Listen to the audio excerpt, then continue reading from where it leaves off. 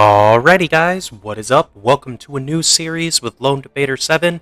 Today we are going to be checking out Astro Colony. That's right, Astro Colony. It's a fairly new game. It's been out for a little bit, I guess, but not too terribly long. Kind of the concept is you start on a space station and you build out traveling to various different planetoids, asteroids, and planets and stuff and add them to your ship, process the raw materials from those various celestial bodies, you could say, and turn them into various things such as plates, iron, stuff like that. You can hire astronauts to crew your ship. You have to feed them. There's a bunch of really cool stuff. Let's dive in. Or actually, before we dive in, I just want to say one thing before we do. I did get this game as a courtesy from the developer or the maker of the game, Tarod Games. So I just want to give a shout out and a thank you to Tarod Games for giving me Astro Colony to try out. I've played through a couple of games already, so this is going to be my third time playing through. Really like the game. Really like the game. Can't express that enough. Really good. Even though it's still in early access, I would definitely say if you like factory-type games such as Factorio or Satisfactory, games kind of like that, where you gather resources and convert them into different products, but you have to build a factory to do it. Astro Colony will be right up your alley. There's a lot of different things that make this game kind of enjoyable and play different than some of the other factory games I'm used to or that I enjoy. So, very much a good game. So, if you're interested in it, you can get the early access over on Steam. It is, at least as of recording this video, it is on sale as part of the Steam Base Builder sale that is running at the end of January 2023. So if you're interested in picking up the game, you can do so at a little bit of a discount over on Steam at the moment. Anyway, guys, for our seed, I think we're going to go for, let's do like 7 sevens. Sure. Free construction, this is if you want to do like creative mode or just build some stuff. I might check out a game or make a game like this just to build some things, try out some planning, different stuff. Let me know down in the comment section below if you'd be interested in some episodes where we just go through and do some like base building, factory planning, that type of stuff, separate from our main progression playthrough series that we're going to be recording today. Anyway, guys, let's go ahead and go in. We have oxygen consumption turned on. Tutorial bot I don't need, so we're going to just turn them off because I can explain to you how to go through the game. If you are playing for the first time, I would suggest enabling the tutorial. It is pretty good as far as like guiding you through what you need to do. There could be some details here and there, I will say, just as like a side comment for the developers if they end up watching this at some point. But overall, the tutorial is pretty good. So if you're new, you can definitely watch that or play with the bot turned on, or alternatively, you can watch our playthrough series on YouTube. Just subscribe to Lone Debater 7's channel, that button down below, push that bell icon, and watch the game. There also should be a link somewhere in the right-hand corner up over here with the rest of this playlist if you're interested and enjoy the game. All right, let's go. Enough talk. Let's play. So, we're flying on this ship through the universe. Pretty cool, right? I can skip this. I guess we're not going to. So you got this robot. This is the tutorial guy. Believing that one planet would be enough for us was wrong. Yeah, it's voice acted. Pushed us to leave our homes. Driven by the need of development and achievements, humanity seeks opportunities to discover new worlds and perhaps new dimensions. Aw, damn, dimensions. We are the first colonists, laying the foundation for future generations. All right, let's go. It's your turn now. Show your survival skills, unlock technologies, and remember, the galaxy is yours to conquer. Ours to conquer. Okay, yeah, salute it up, boys.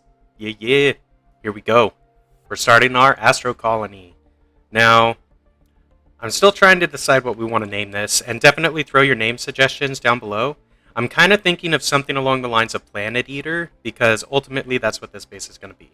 So, you start out, you're on this little guy right here, and yeah, you have your jetpack, which you can turn off and on with X, space to go up, Alt to go down. But first thing you're going to notice are these asteroids. This is what you mine to get your starting resources. So these gray ones are kind of iron. They take 5 little wackies to gather each resource.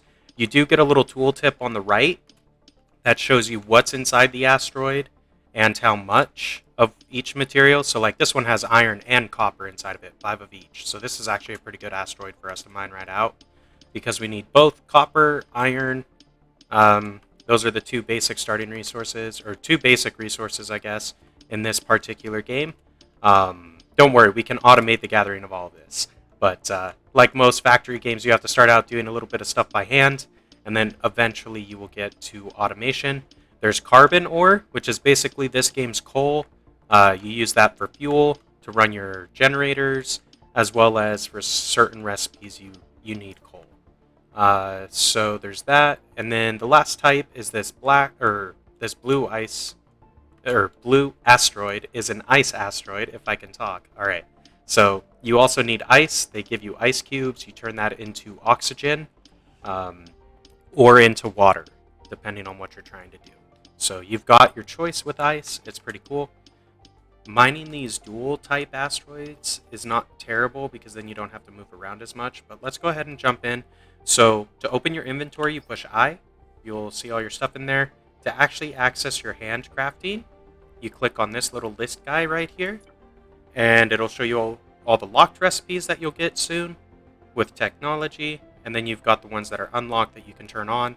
So I'm just going to run the iron bar and copper bar handcraft all the time for the first little bit, because we're going to need a fair amount of iron and copper bars, so any ore that we end up in our bag should be turned into those respective ingots. Once we get a smelter set up, then we'll turn those off. But let's go ahead and get some more iron and copper. We should need a little bit more. If you look up in the top left, there is like a little bar that shows our current inventory of resources. So whether that's raw resources or slightly refined resources, meaning ingots, it'll show up right there. Now we can gather gold. I haven't seen a gold asteroid yet, that's why I haven't mentioned it.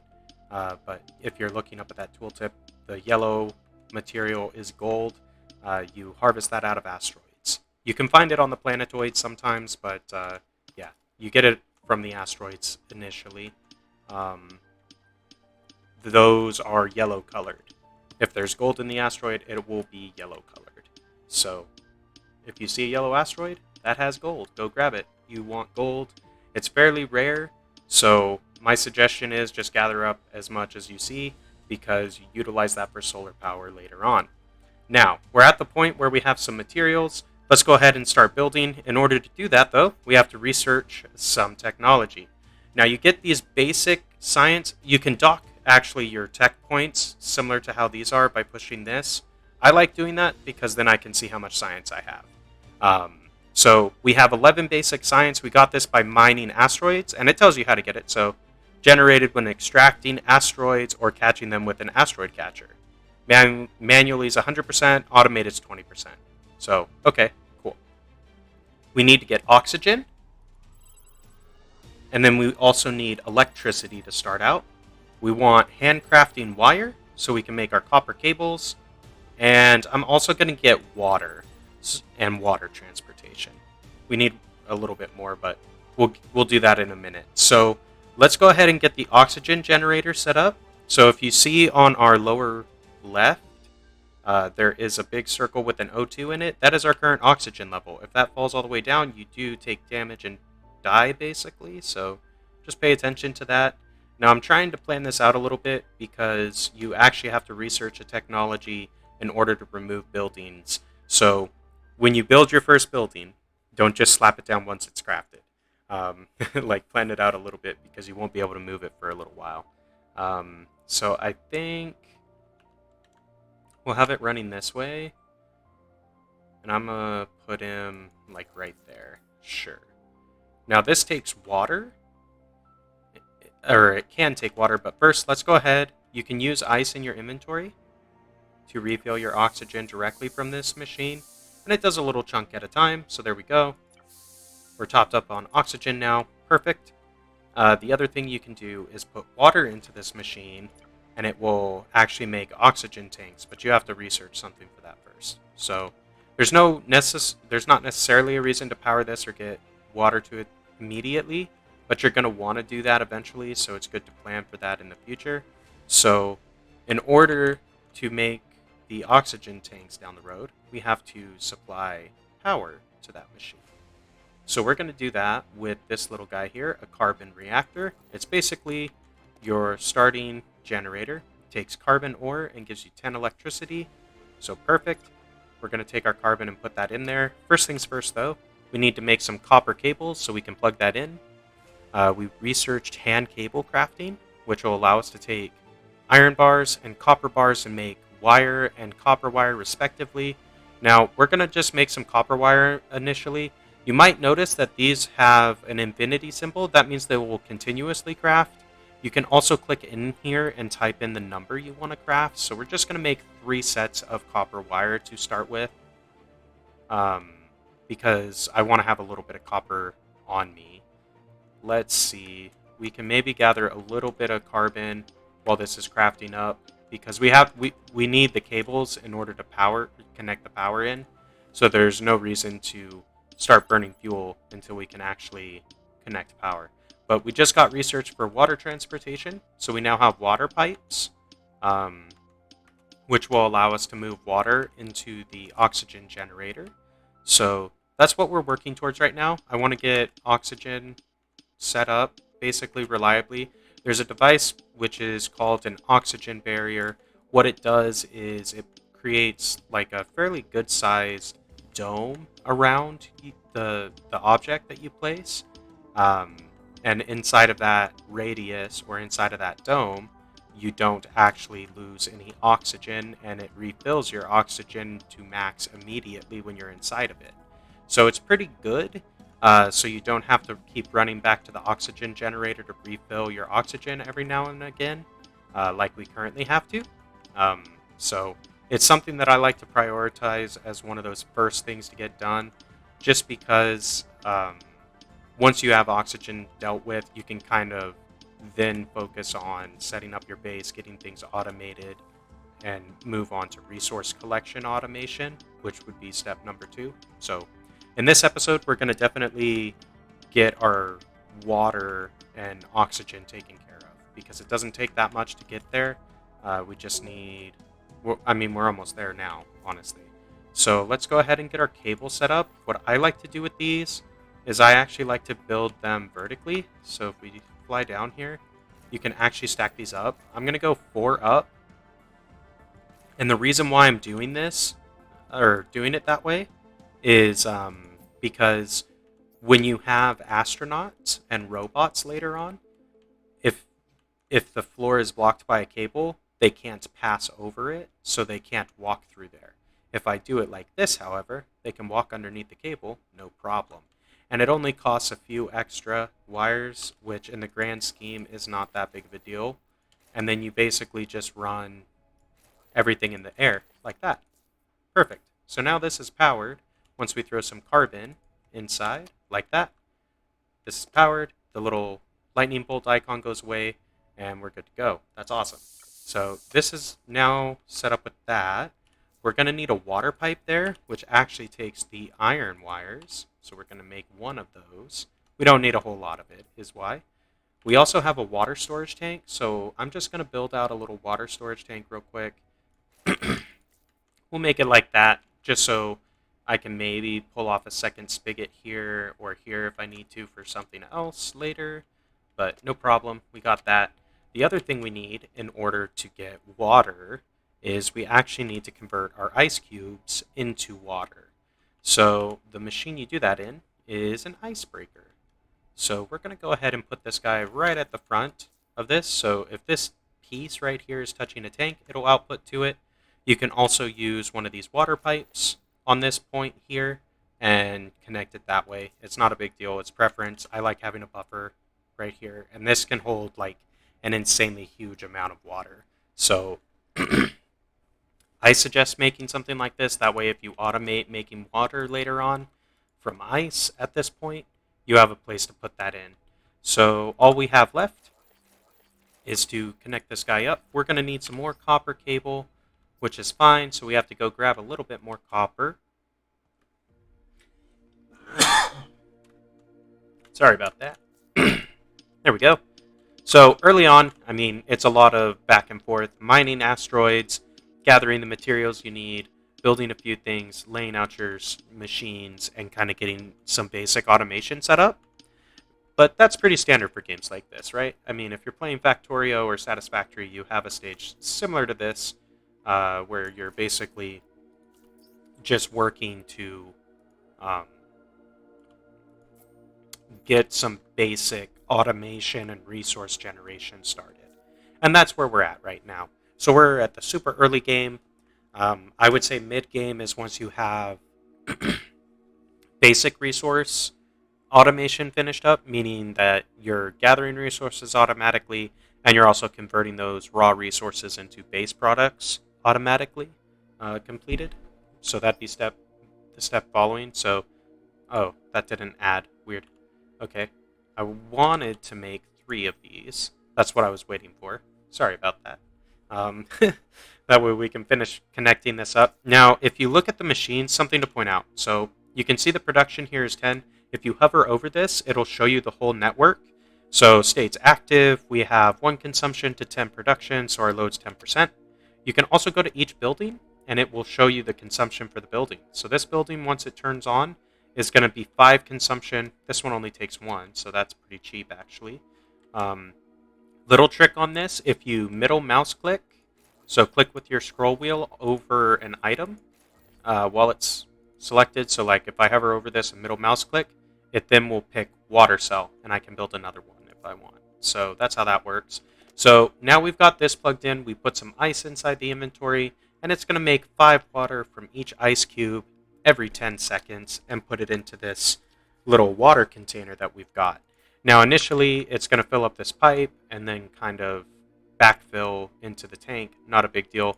We don't actually have a way to make oxygen tanks yet. Now if we go into our research though, first off, we can get destruction for 3 points. Definitely suggest getting that as soon as you can because, yeah, being able to move stuff is helpful. Let's see. We need to get to oxygen barrier. So we need hydrogen. We need engineering. Then we need 4 more points to get the oxygen barrier. So we can get that pretty easily just by mining a few more resources, which we need to do anyway. I really need to go gather some copper. That's what we're low on at the moment. We've got some iron. I mean, more iron is going to be useful because we're going to need more iron than what we're currently holding, but we're almost out of copper. So getting that is important. You might have noticed there the asteroid exploded. That is because it hit into your base. So if an asteroid collides with your base, it will break. And doesn't matter if you're mining it, all the resources inside of it will be lost. So just bear that in mind. If you see an asteroid on a trajectory to collide with your base, and it has something such as gold inside of it, or that you're trying to gather, yeah, just pay attention to that because if it hits your base, you won't be able to use it anymore. Now, we've used everything off the hotbar, so if you push the number keys off that lower left-hand corner, the bar, you can place stuff down that way. The other way you can go into building things, you push the K button, and it opens up this construction menu. We're going to go to device, yes, device, and oxygen barrier. So we actually need 2 gold. So is there a golden asteroid? Not really seeing one. What the heck? Well, I think the way this works is the farther away you go, the more spawn in. So if I keep going down, I just need to pay attention to our oxygen so we don't run out. There's one right there. That has some gold. And 3 is actually the right amount, I believe. Now, I don't think we need a smelter in order to get gold. I think we can handcraft gold. We'll find out in a minute.